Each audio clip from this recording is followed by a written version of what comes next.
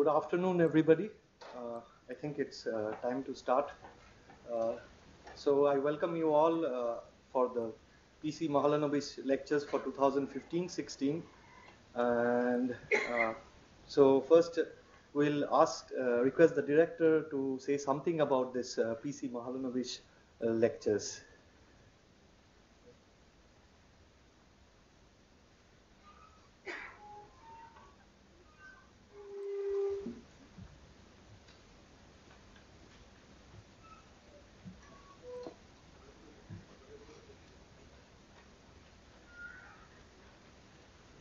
It's my pleasure today to welcome you all to the PC Mahalanobis lecture for the year 2015-16. As you all know, Professor Mahalanobis made very valuable contributions to the development of statistical science in India. He founded this institute in 1931, December, and contributed to large-scale sample surveys. It is in his honor that this lecture series was started in 1983, and this is the 17th series of the talks. As a part of this lecture series, we invite eminent researchers in statistics or probability who visit different centers of the institute and give a series of lectures and interact with the faculty members and the students of the institute. And in the past, such interactions have been found to be very fruitful. The lecture series has always given us opportunities to be aware of the current and important research areas in statistics and probability. The first one in 1983 was given by Professor Samuel Carlin. Eminent people like Sir David Cox, Professor T.W. Anderson, Professor Peter Hall, Ulf Grenander, and many other renowned scientists have enlightened us with their beautiful lectures. Last year, Professor Sarah van der Geer from ETH Zurich presented the PCM lectures.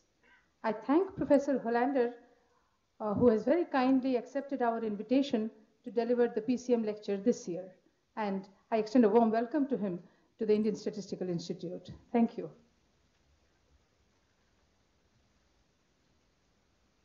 So now I request Professor Arup Bose to say a few words about our speaker.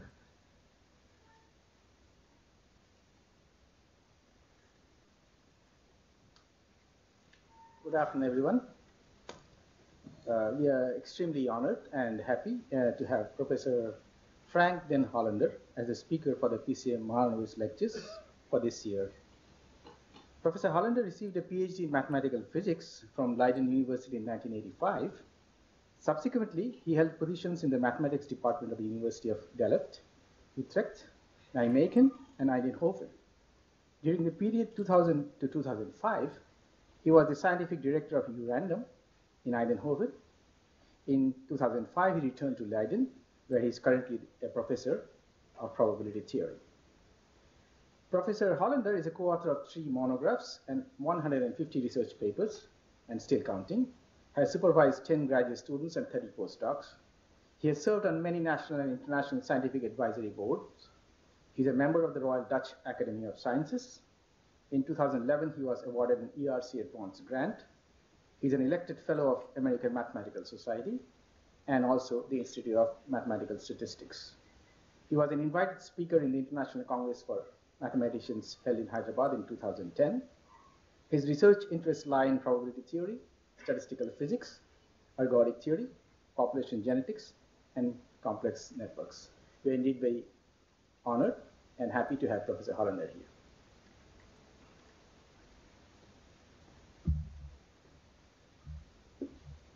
So yeah, some formalities now. I ask our head of the department, Mohadato, to give the autorio to our speaker.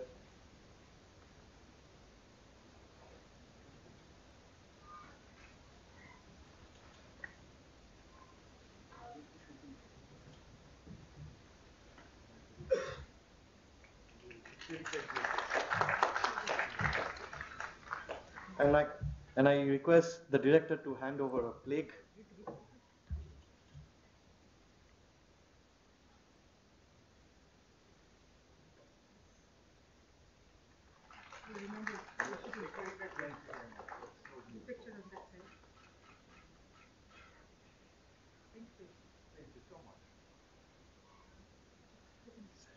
So yeah, so we are kind of ready to start the PCM lecture. Professor Frank den Hollander has already given like 7 talks in ISI Bangalore and 2 talks in ISI Delhi. So he has like already stayed here 2 weeks giving 9 lectures, and we are really looking forward for more interaction with him this week in Calcutta. So this is his first lecture, which is kind of the public lecture on metastability for interacting particle systems.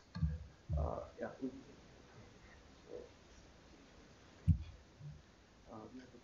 Yeah.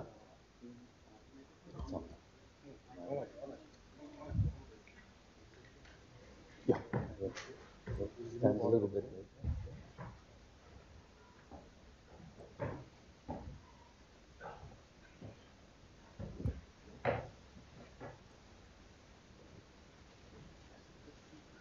It is switched on. Okay. Yeah. So thank you very much, and for the honor and the pleasure to be able to give these Mahalanobis lectures, and what a pleasure it is indeed, because this gives me the opportunity to visit 3 locations of ISI in Delhi, in Bangalore, and Kolkata. It also gives me the opportunity to meet lots of people, to talk to both senior and junior people, and that has been a particular pleasure. This has been my 2nd time to India, and I am definitely going to come back a couple of times more, because in a year and a half from now there will be a big meeting on large deviations and statistical physics that I will be co-organizing at the International Center for Theoretical Science in Bangalore. So I'm beginning to feel at home. Thank you very much. I'm going to talk about metastability for interacting particle systems, and I will have to explain to you, of course, what I exactly mean by that. And let me start by first telling you, before I talk about any model at all, what metastability is really all about. So metastability is a phenomenon that is of the following type. You have a system, can be any type of system that you like, and it can move through some kind of state space or configuration space, as we call that. And it is doing that in a kind of stochastic way because there is noise in the background. And what you will see is that this system, its state space consists of various compartments, and the system spends a lot of time in a single compartment, and you might think that the system is in equilibrium there, but it isn't, because after a long and typically very random time, it might cross over very quickly to another compartment of the state space, and it could run around that compartment for a very long time, and again, you might think that the system seems to be in some kind of equilibrium, but it is not, because it will continue to tunnel through other parts of the state space. And this is the kind of situation that we see in many physical situations. So these kind of phenomena appear in physical, chemical systems, biological systems. You see it in finance and in economics. You see it in neurology. So there are many systems where this phenomenon appears. It could be that there are just 2 compartments. It could even be that you have infinitely many compartments. So a lot is possible, but there is always this phenomenon present, that the system moves very fast on a fast time scale in a single region of the state space, and then it moves more slowly between different subregions. And the difference between these 2 time scales is, in metastable situations, very big. So this is the kind of picture that you should have in mind. Now, you may ask yourself, why is metastability important? So why should we study it? Well, again, it's very universal. We find it in many different models and very many physical systems, and there is a question about this universality. Can we understand that? And as a mathematician, your task is to come up with really good models and to also both qualitatively and quantitatively, really explain what is going on, quantify it, and also explain why there is universality. There is a large literature on metastability. I mentioned a number of areas, and in each of these disciplines there's an extended literature on metastability. In mathematics there are also many papers, especially in the last 20 years, and there are two books at this very moment. There is an interesting book written some 10 years ago by Enzo Olivieri and Maria Eulalia Vares, in which they study metastability by following this trajectory as I drew it on the previous slide over a very long time, and trying to study the probability of the different possible trajectories, and then trying to find out which trajectory has the biggest probability and therefore is the most likely, and to see that that trajectory sort of exhibits the metastable behavior as I was describing it before. This is, and they use large deviation theory, pioneered by Varadhan. And that's a very beautiful theory if you can apply it, but it's also at the same time very difficult to apply because you need to follow the trajectory over a very long time. You need to be very precise about all its probabilities. And so you can get, to some extent, a good theory out of this, but it's also quite complicated to do that. I have just finished a book with Anton Bouvier from the University of Bonn in Germany. Actually, we're told that this book is online today by Springer. And we study similar problems, but from a completely different perspective. We do not follow the trajectory anymore. We only study questions like, how long does the trajectory need to go from one place to the other, and with what probability is it doing that? And in some sense, by ignoring the fine details of the trajectory, we're able to say many more detailed things. And we use an important theory, which is called potential theory, a very powerful and classical theory in mathematics, potential theory of Markov flows. I want to focus on metastability in statistical physics. And in statistical physics, we are dealing with many particles interacting with each other. That's the playground of statistical physics, and in particular, strong phenomena that appear because these particles have an interaction. So you are all familiar with the notion of phase transition, where the system undergoes a very dramatic change as you change a certain parameter through certain critical values. Now, here's an example in metastability that you all know, and that's the phenomenon of condensation. Suppose you take water vapor, and suppose you start by making water vapor at 200 degrees Celsius, and you cool the temperature down just a little bit below 100 degrees. So let's say 99.8. Then the water should condense to become, the vapor should condense to become a liquid. But if it's so close to the critical temperature, it will not immediately do so. It will take a long time before actually this condensation appears. And you can lower the temperature quite a bit below 100 degrees and still have a vapor that we call a supersaturated vapor. It wants to condense, but it will take a long time before it does so. And what actually happens is that the molecules sort of bump into each other. They form little droplets, but the droplets evaporate again. And this is the state in which this supersaturated vapor is, until there is a moment at which a sufficiently large droplet is formed, which we call critical droplet. And once the system has managed to form that, the system starts to really condense because all the other molecules sort of rain on this critical droplet. Now, I'm oversimplifying this because really even water vapor is much more complicated than I'm describing here. But that is basically what is happening. So a metastable state consists of the system many times unsuccessfully trying to create a critical droplet until it manages to create a critical droplet, and then it sort of makes the transition from, in this case, vapor to water, but it could be also liquid to ice or many other topics. And that's the kind of thing that we're going to describe.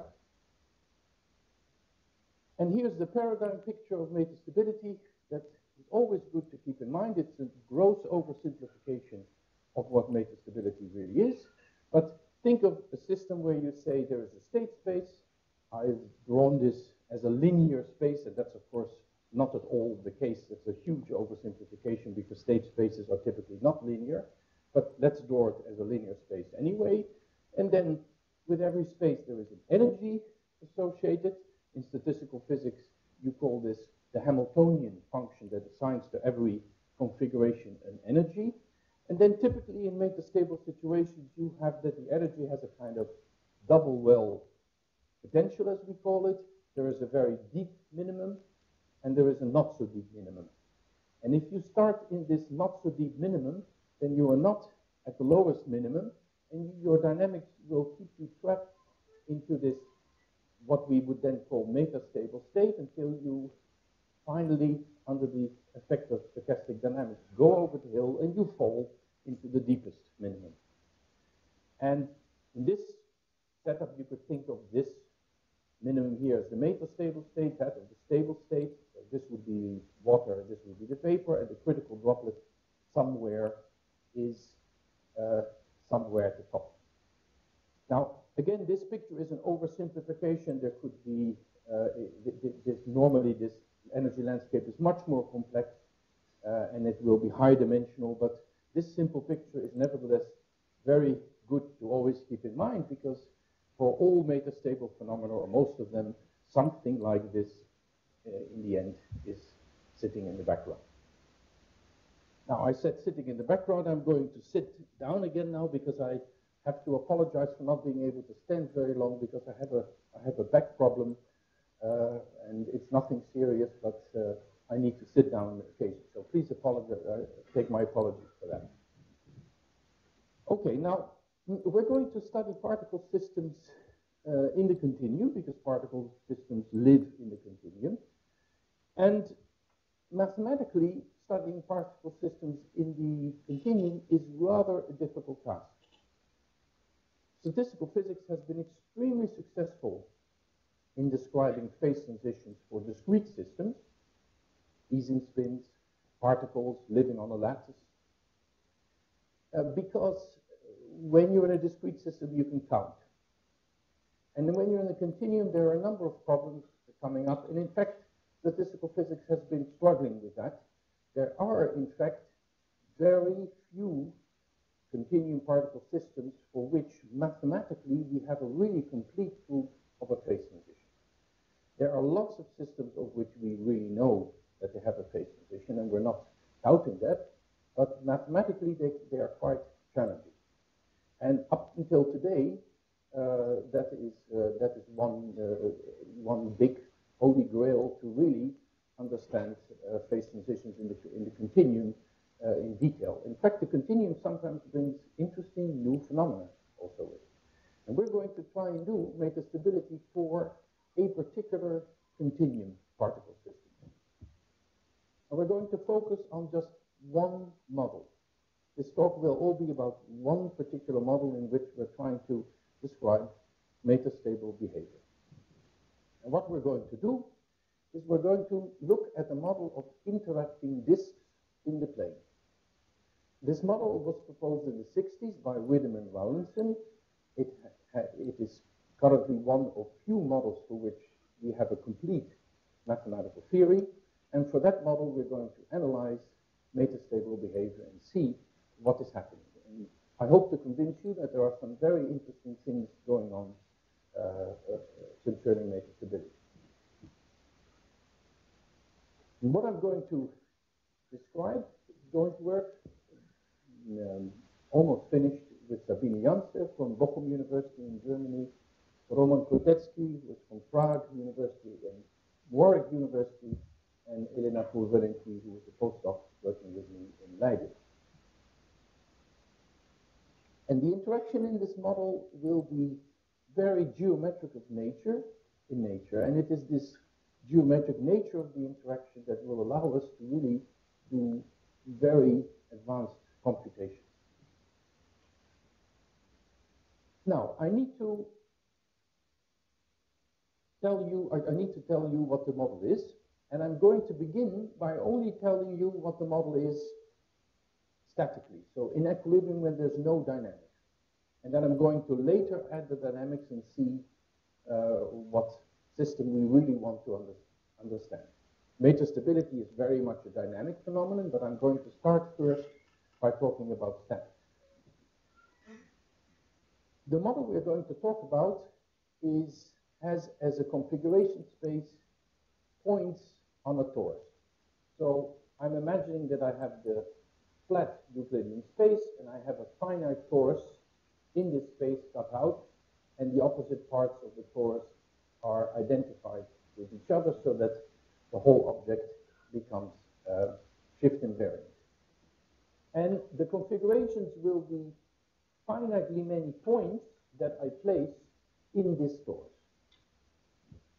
So the configuration space is all finite subsets of this torus, and n omega is the number of points in this configuration. So it counts the number of points, and that can be any number going from 0 up to infinity. And for instance, having no particle at all is certainly also a configuration. That would be an empty torus.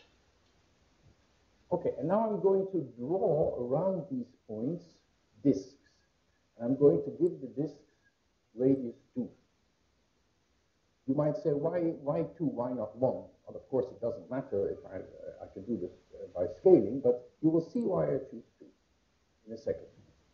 So the centers of the disks are the points in omega, and they have radius 2, and when you have some points in here, these disks may or may not overlap. And then I'm going to define a probability distribution on the set of all the configurations on this torus. And what I choose is what is called the Gibbs measure, the grand canonical Gibbs measure. And this Gibbs measure consists of 3 parts. There is, first of all, a very trivial probability measure with which you start. And this would be the probability measure where you completely randomly throw in these points in a uniform manner, such that on average there is 1 point per unit volume.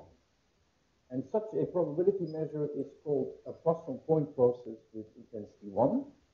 And you're supposed to think of this measure as my system if the disks would not be interacting with each other. So completely randomly throwing in the disks, nothing more than that. And then what I'm going to do is I'm going to bias this probability distribution by introducing some interaction.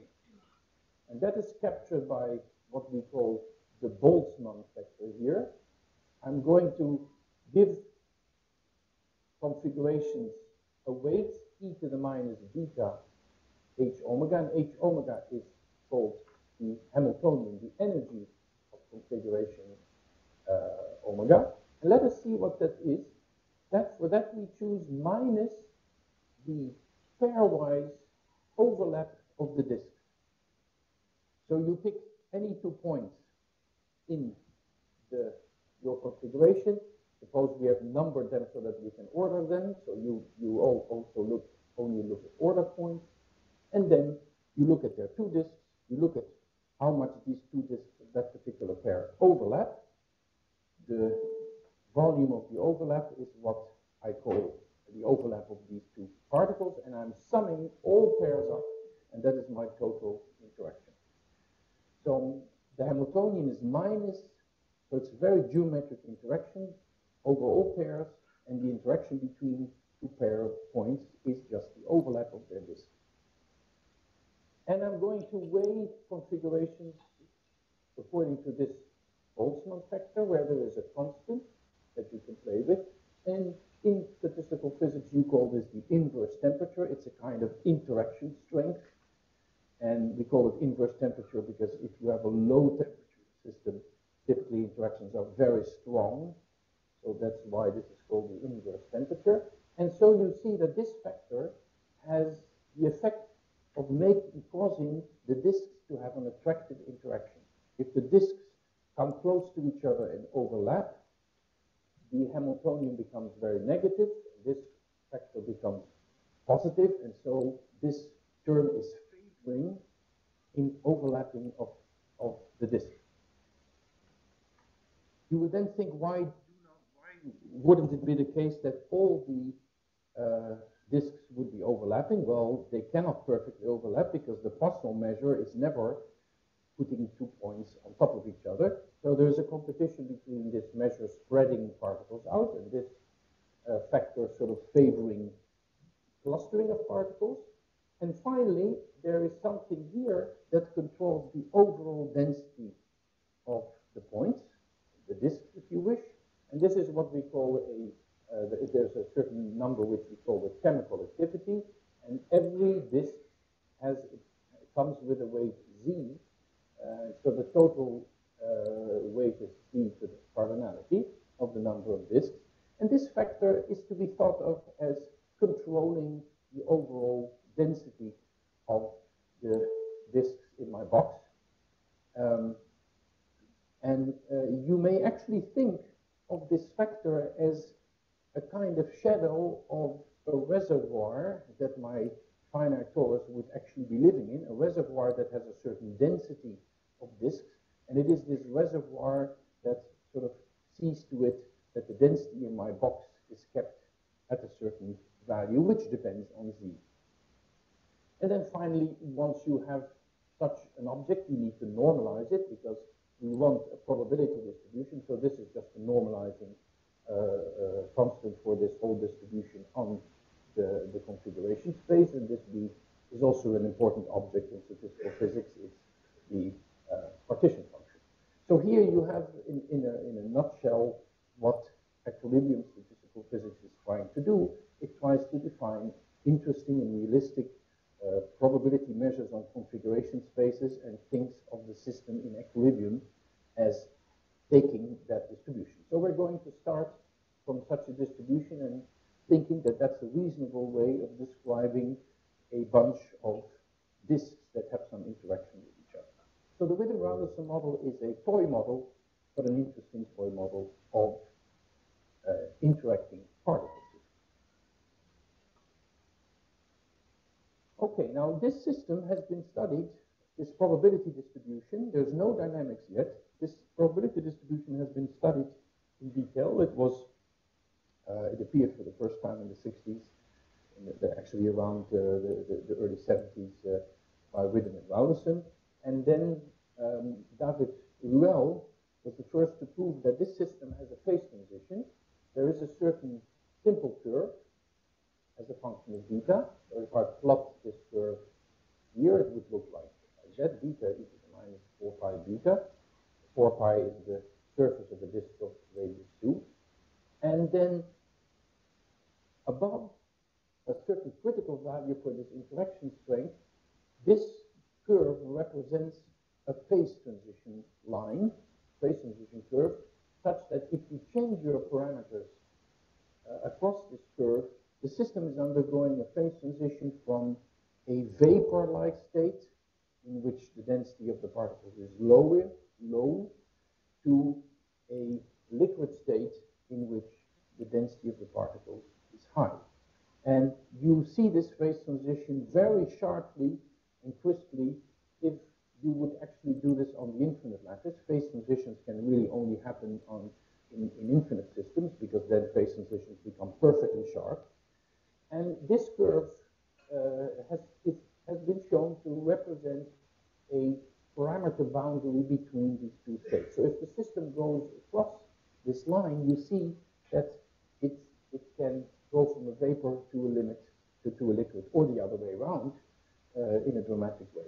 And this has been proven by Ruel, and later this was much extended by Chase and Kutetsky, who simplified the arguments and made it all very elegant. By the way, we do not have a closed form expression for this critical value. We know that it's a positive and a finite number, but we cannot actually compute it. So here's an example of a very simple model for which, in the continuum, for which we may not be able to compute the critical value. But it is there, and has been shown to exist. No problem with that.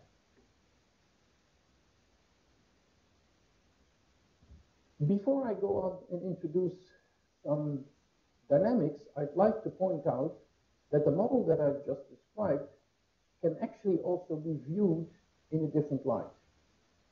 And in fact, in the original Willem-Rausser model, this was already put forward as an important example. I could start with two types of disks, red disks and blue disks, and I could throw them on the torus completely randomly, and I could allow blue disks to overlap and red disks to overlap, but I could forbid blue or red disks to overlap. So completely randomly put down red and blue ones, but not allowing blue or red ones to overlap. That's all. No interaction other than this hardcore repulsion between the blue and the red. And the interesting thing is, if I look at such a system and I close my right eye so that I do not see the blue disks anymore, I only see the red disk with my left eye, I would see exactly the Willem-Rausser model as I've seen before. Now, why is that? Imagine that I draw around the centers of the red points a disk of radius 2, then the hardcore repulsion between blue and red prevents the centers of the blues to enter these two disks around the red one. And basically, for the centers of the blue ones, then the complement of this region is the only place that is still available for them. And if I do not observe the blue ones, I will see that the red ones effectively want to overlap with each other. They want to cluster so as to allow more space for the blue ones to move around. I do not see the blue ones, but they are there. And the effective result will be that these red disks are exactly going to do what I was describing in the Willem-Rausser model. So this is just another representation of the same model, where you have two species and only hardcore repulsion, and you effectively get the same thing. I'm not going to think in this language. I'm going to continue thinking in the language that I started with, but basically it's nice to know that there are other representations. This happens more often in physics, that you have different representations for the same model.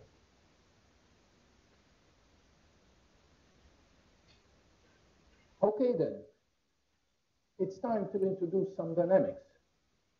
What I've been describing so far is a probability distribution for these disks on the torus that talks about interaction, density, etc. But there was no dynamics. I'm now going to introduce a dynamics, and the dynamics will be very simple. Particles will be allowed to enter the box, the torus, or leave the box. They will not be allowed to move. They can only enter and leave. That's a very simple dynamics, and I would love to be able to also allow particles in the box to move, but that's not what we're going to do yet. That's going to be a much more difficult model, and as a mathematician, I'm certainly allowed to play with toy models and see what is happening, and even this model is already quite challenging. We're going to go for super precise results. So the dynamics is simple. You allow particles to be born at the site X when they see a configuration omega around them, and you allow particles to die when they are at X, depending on what they see around them. This formula here is the mathematical way of talking about the dynamics as a Markov process, and the Markov process is in continuous time, and it has a generator, and the generator is an operator L here, which you apply to a certain test function, and then this is the way of specifying what the dynamics is.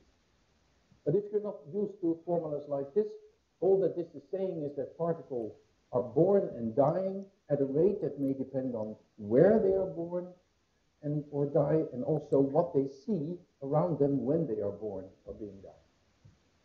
Now, I have to make a choice for these two rates, and I'm going to make the choice very simple for the death of particles when they leave the box. I'm going to make the death rates equal to 1, independent of where the particle is and independent of where the other particles are. So that is an easy choice. One can play with this choice a lot, but let's make a simple choice. And I'm going to make for the birth choice something that we call a metropolis dynamics. So if I attempt to put a particle in configuration omega at site x, I look at how much the energy would change, and I will accept that move with a probability e to the minus beta that energy difference. And so this dynamics is controlled by the Hamiltonian that we have, and it's what we call a metropolis dynamics that moves at rates that depend on the increments of the Hamiltonian. And I'm also putting a factor z in here, because if I go from configuration omega to omega union x, I'm adding a particle, and so that costs me a factor z. So this is a reasonable way of saying, of introducing a dynamics in which particles can enter and leave. The important fact about this dynamics is that it has the Witten-Ramussen distribution as its unique equilibrium.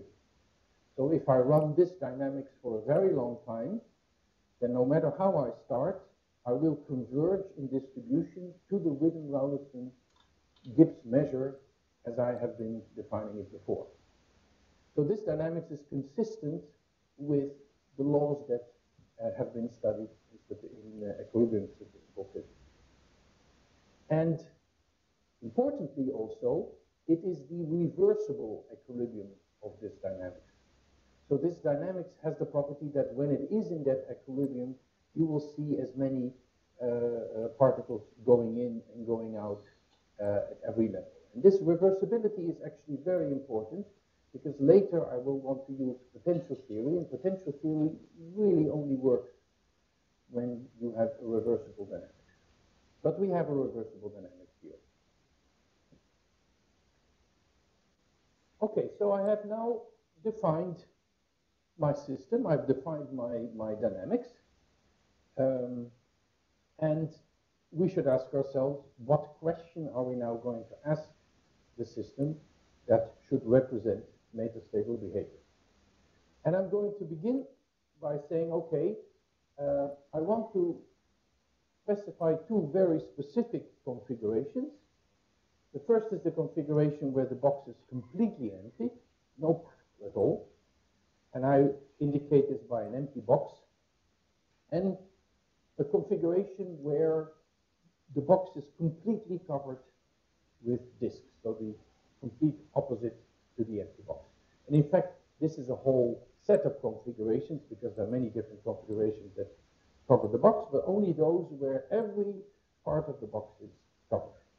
And I want to think of the empty box as a mathematical model for a vapor, and I want to think of the full box as modeling the liquid. Okay, that's a bit an extreme point of view, but never mind. It's reasonable to think of this as a gas state, that as a liquid state. And I want to start my system off in this empty box. So that is like preparing my system in the vapor state. I then want to choose the parameter controlling the density as slightly above that critical curve that I was talking about before. So I'm actually placing myself somewhere above this curve. So in the phase that we know that where the system would like to be a liquid, but only slightly above this line. So this is a bit like I was saying, take a vapor and cool it down to temperature 99.8. I'm going to just sit above this line where I want to be a liquid, but I start the system off being a gas. And there's an interesting parameter kappa, which will be important later on, that says, well, you're just a little bit above that curve. And then I'm asking myself, how long does it take before I hit the state where I think of the liquid? And I'm interested in asking, can I say something about the probability distribution of this time to go from empty to full as beta becomes very large? I have to take a limit, because if you take a limit, things can become very sharp. So I'm going to talk about very precise limit theorems. So I need to take a limit, and this beta infinity corresponds to a metastable regime where the dynamics has a very hard time to climb uphill in energy. And it's going to take a very long time before it goes over a kind of threshold that it needs to go from empty to full, just like we saw in this paradigm picture for metastability.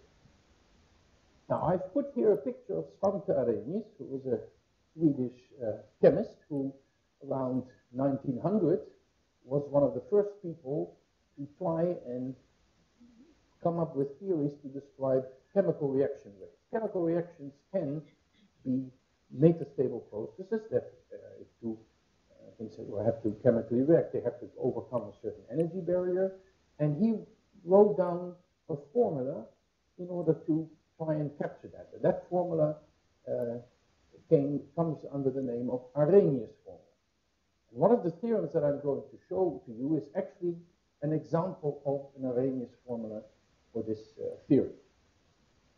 And, you know, this was important because it's around the time, 1900, where not everybody believed in the existence of atoms. He was certainly one of the people who believed in it, and of course, Boltzmann believed in it, and I mean, was the main proponent of bringing evidence to that, and Einstein with his important work. So I put him here because he's sort of a grandfather without actually realizing it of the metastability formulas that I'm going to give you in a second. So what can we say about this law? Okay, I'm going to give you three theorems. And these three theorems are, in a sense, very typical for the theorems that we would like to prove as mathematicians when we want to exhibit metastable behavior. And for every metastable system, these are the kind of three theorems that you prove, and the precise shape that they take will depend on the system that you look at, but that's the kind of thing that you're after. So we're going to get three sort of universal theorems as we go along. And in order to state these theorems, I need a very simple function, which is written here, u kappa r, where r is any number larger than 2, and it's pi r squared minus kappa pi r minus 2 squared. A very simple function that looks like this. And this function actually turns out to be the energy of a droplet of radius r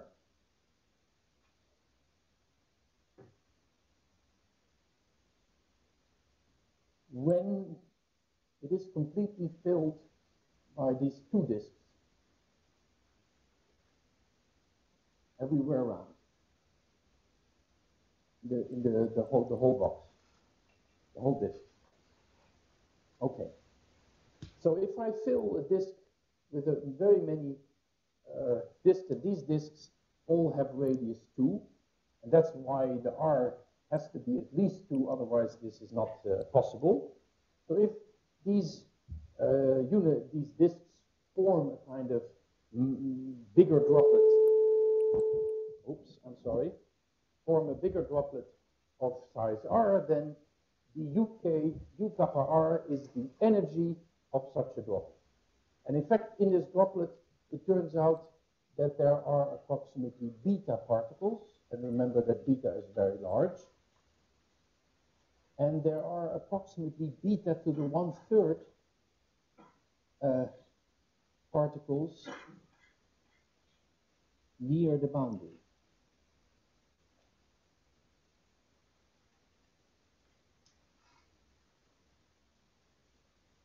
And when you have such an object, that object has an energy which is exactly given by that function over there. So that's where this function comes from.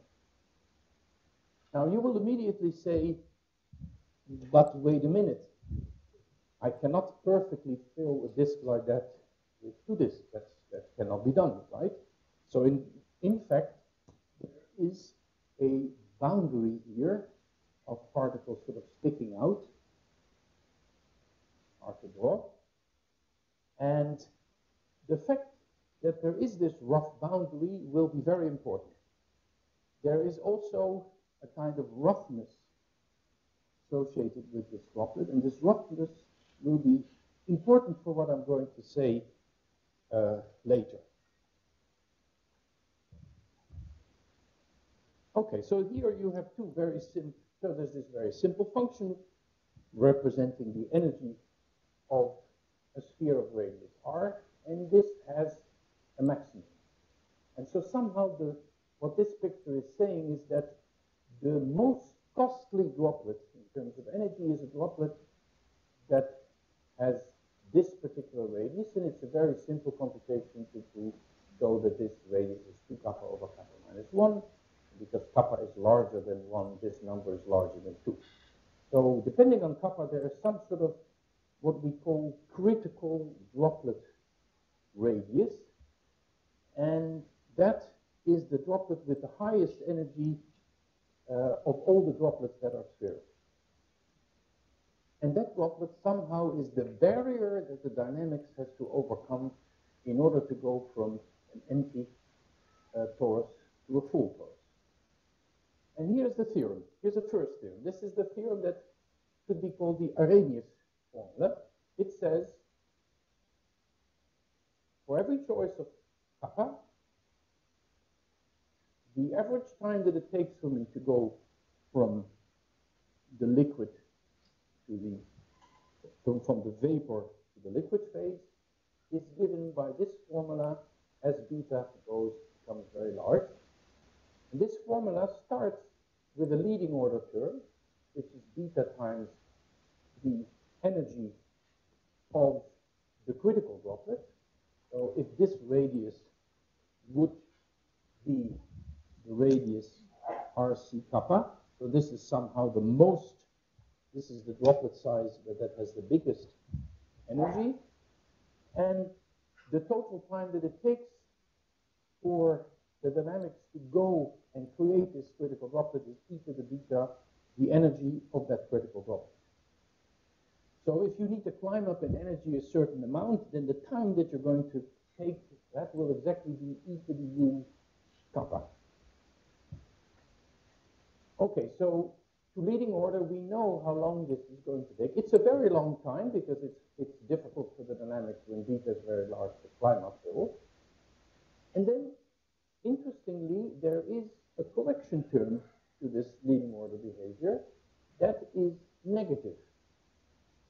And what actually happens is that the correction term has something to do with this roughness. This roughness corresponds, it gives the droplet a certain entropy. So it's the entropy of the critical droplet. This is function S kappa. And we already had the energy of the critical droplet.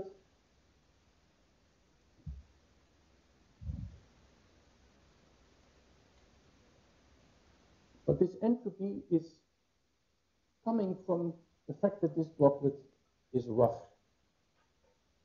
And this entropy plays an important role because it will be a correction to this crossover time. And the fact that the entropy makes the crossover time short is also something very understandable, because the more possibilities you have to go over the hill, the faster you will do it. If instead of one way of going over the hill, I have 100 different ways of going over the hill, I will on average do it 100 times faster. And the roughness of this droplet corresponds to having many possible critical droplets where I could go over the hill. This critical droplet is the hardest one to create, and how rougher it is, the more ways I have to go over the hill, and that will shorten my crossover time. And this is still a very substantial factor. It's much smaller than this one, but it's very substantial because it still grows your beta to 1/3. And now this object here is completely computable. I have not written down the formula because it's a variational formula over functions that involve relative entropies, certain interaction terms, and then there are constraints that you have to satisfy, which have to do with isoperimetric inequality. So the formula is completely explicit, but a bit complicated to write down, and so I decided not to put it down, not to confuse you. But you could look it up in the paper, and it actually has an interesting physical interpretation, but that would take me a bit too long to explain. But it is all related to this entropy of the critical droplet. So both energy and entropy are determining the fine details of the crossover time.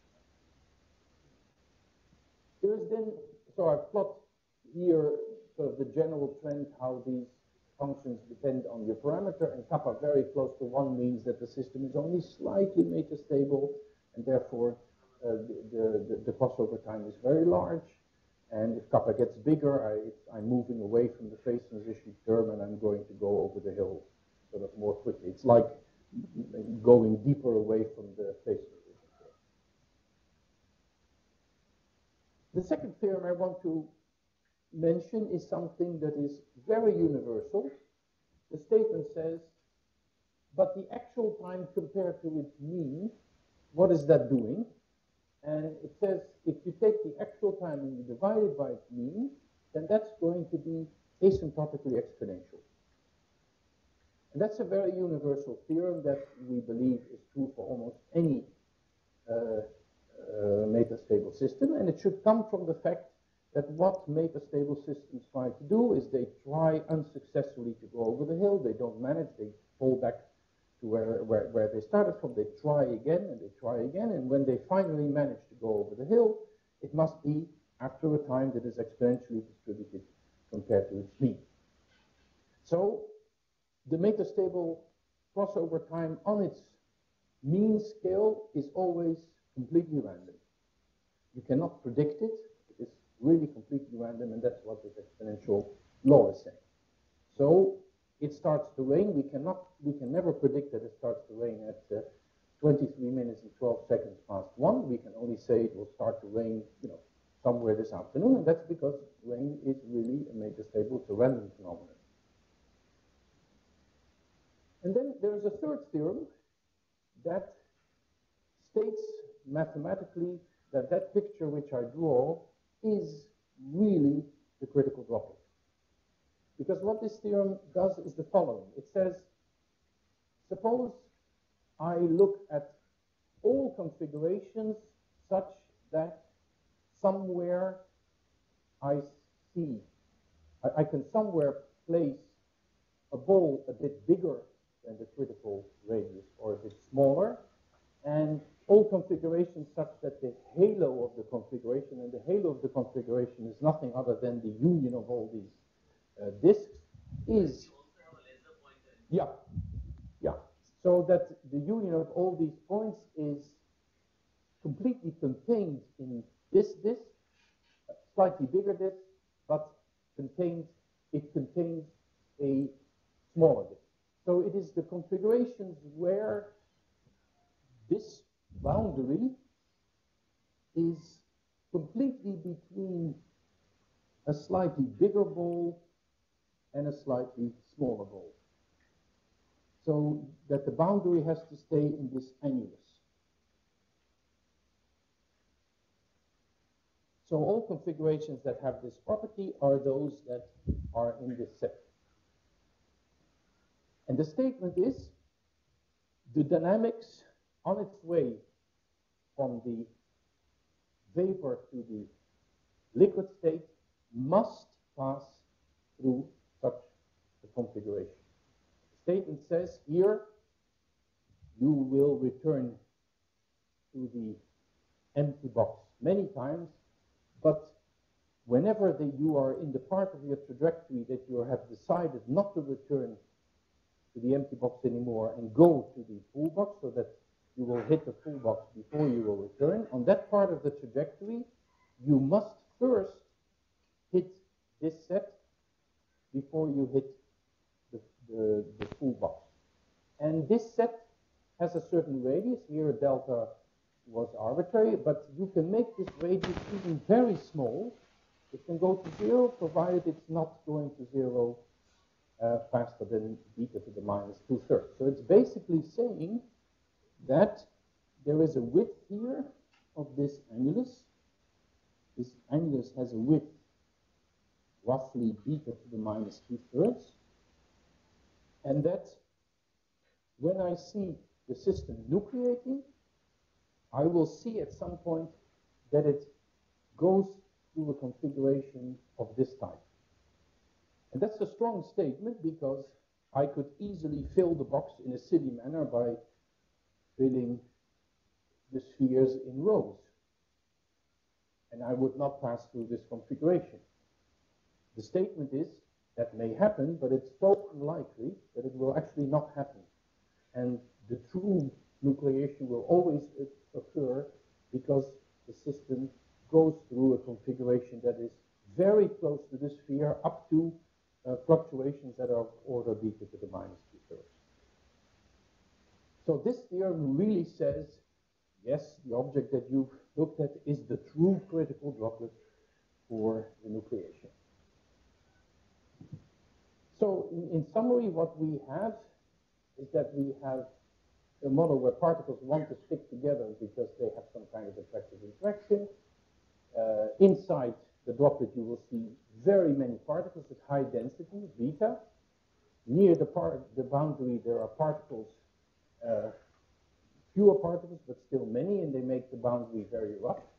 And what happens is that why is this radius the critical radius? So why is this particular value 2 kappa over kappa minus 1 the critical radius? And that is because small droplets have a tendency to want to become even smaller, and large droplets have a tendency of wanting to become even larger. And this has to do with the curvature. If I have a very curved droplet, and I want to push a particle from the inside out to sort of make the droplet grow, then a lot of that particle that I stick out will be coming out because the curve is very curved. If I try to push a disk outside a droplet that is not very curved, then not so much will be sticking out. And there is a real crossover, there's a critical curvature above which the competition of wanting to bring in particles and take them out is going and is tipping over from one to the other. So when you're smaller than this droplet, you will typically disappear and go back to the empty state. And when you're larger than this droplet, you will typically grow and want to fill the box. And that's why this droplet is really the threshold that you have to gain, and why also this energy and the entropy are all playing an important role. So here again is a picture of this droplet that I have already indicated here. I want to use the last few minutes to give you an idea of the mathematics that is behind this. And that is the mathematics of potential theory. It's the mathematics of the electrical circuits. We have known for a very long time, and this started with the early work of people like Kirchhoff, that the behavior of Markovian stochastic processes can be described with the help of electric networks. You can think of the configurations of your Markov process as the nodes of a network. You can think of the transitions of the process as edges between the configurations where you travel from one configuration to another. You can think of the rates at which the Markov process travels from one configuration to another as the conductance of the edge. And thus, you can describe many properties of Markov processes with the help of electric networks and the other way around. So there's a way of mapping Markov, discrete Markov processes on electric networks and the other way around. And there is, in fact, even a dictionary, so to say, in which all sorts of questions about one world can be translated into questions about another world and the other way around.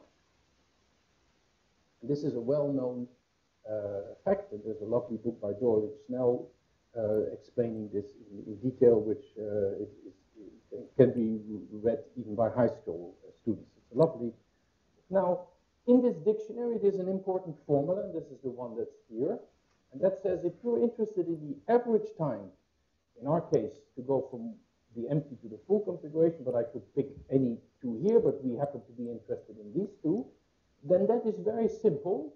Apart from a factor that is essentially negligible, it is the quotient of two things. It's the Gibbs weight of the configuration where you start from. Now, this is very simple to compute using this Gibbs formula, divided by the capacity in the sense of electric networks of between these two sets. And the capacity is a classical object in electrical network theory that is basically a kind of energy that you associate when you have a charge distribution on a certain set.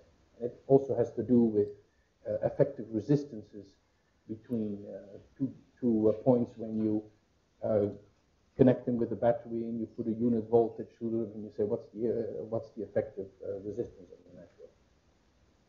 So this formula says if you want to understand this object, you better understand what the capacity is. So it says just go out and compute capacities in electrical networks. That's not an easy thing to do, but it's an important observation that what you should really do is understand capacities. Now, capacities are not easy to compute. However, there is a variational formula for capacities, and this is given by what we call the Dirichlet principle. And this says the following: the capacity between these two configurations is the infimum of a certain function.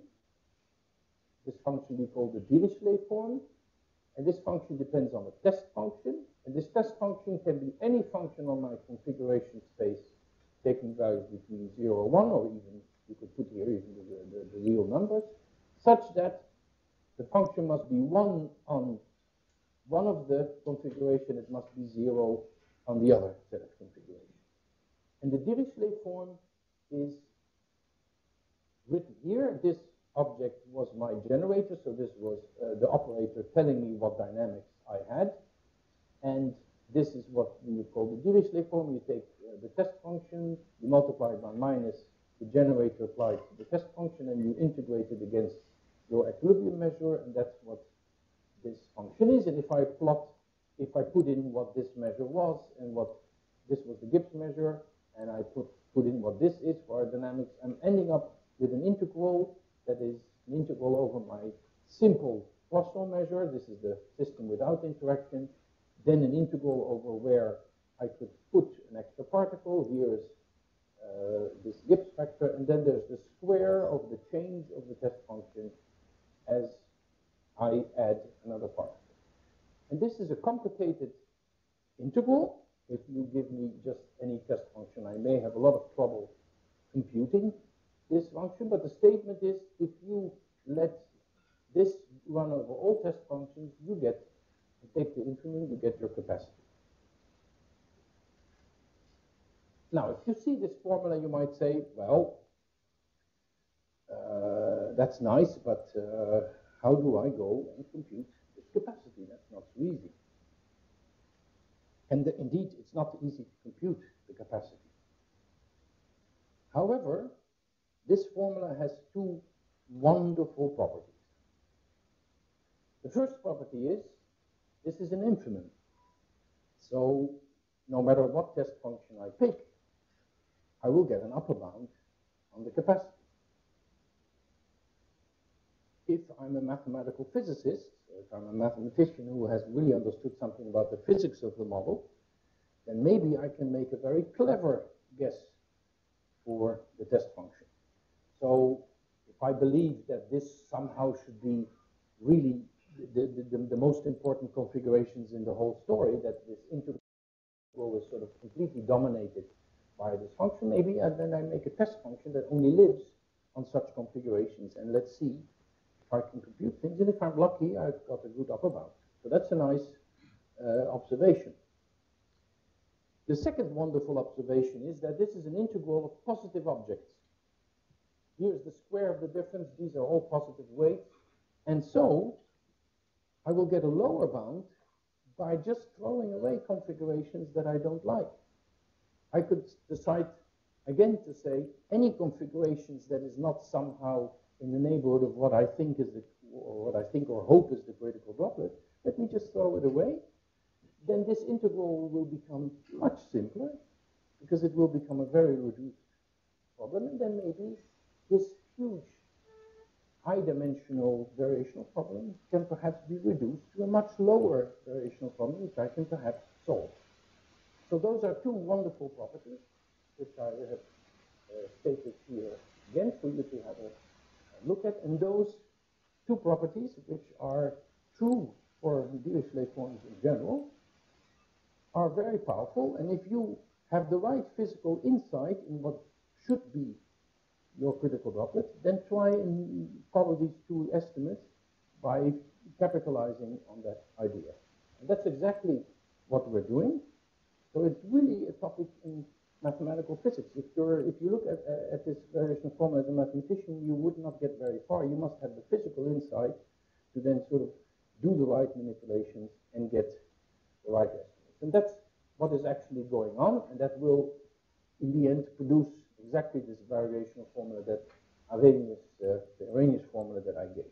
And it's a complicated, somewhat complicated story, but it is all about having configurations that are very close to this critical droplet, and then going through a number of calculations that actually uses things like isoperimetric inequalities in the plane. It uses large deviations for all the positions of the particles near the boundary. It uses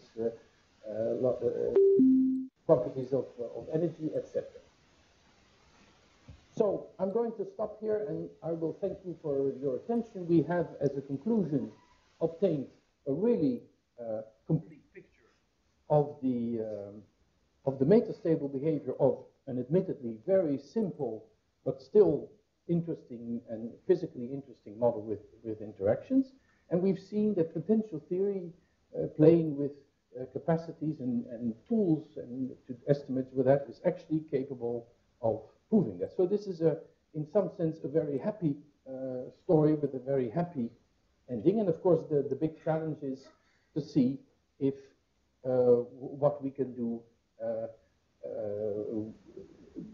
what have we learned from this. So, for instance, you could say, can you do this in 3 dimensions? Yes, that will be an interesting thing to do. Probably will be much more difficult. What if the disks would be squares or ellipses? Can you do with that?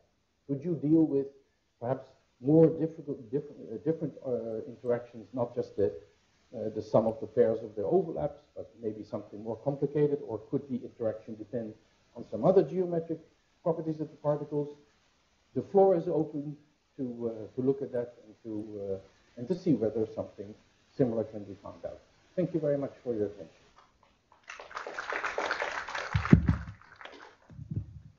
So we have time for questions. Any questions from the audience? Mm-hmm. Okay, just maybe you already asked yourself this question. If you consider the higher dimension, does these parameters which like grow like beta to the power 2/3 or minus 2/3, would they depend on the dimension, or would they be dimension independent? That's a good question. If we go to higher dimensions, the beta to the 1/3 will change. It will become something else. And in fact, the beta to the 1/3, we believe, is something related to a lot of work that is going on now about the fluctuations of surfaces. So think about KPZ equations and a lot of work, Tracy Widden. We believe that some of this is hidden in here. We do have a description of the statistical properties of this surface. We do not have a complete description of the boundary of this thing itself, but we do have a description of its statistical properties, and I'm hoping that by able to say more that we need to be able to look at this interface over somewhat larger distances, that we would actually discover some of the scaling laws that are known for surface phenomena. If you go to higher dimensions, that will be very different. You know that surface phenomena on two-dimensional surfaces are much harder to deal with, especially when they have complicated dependencies. And that will be quite a challenge. I think in 3 dimensions, one ought to be able to do something, and one ought to be able to really understand the surface much better. And there's things waiting out there for us to discover.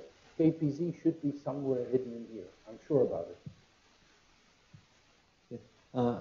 Can we see that if Delhi and Bangalore has any questions, or I don't know whether we still have anyone there, but there are people, but yeah. Are there questions from Delhi and Bangalore? Okay. Okay, if you don't have any further questions, there is some cake and snacks waiting outside. But before that, I would like to thank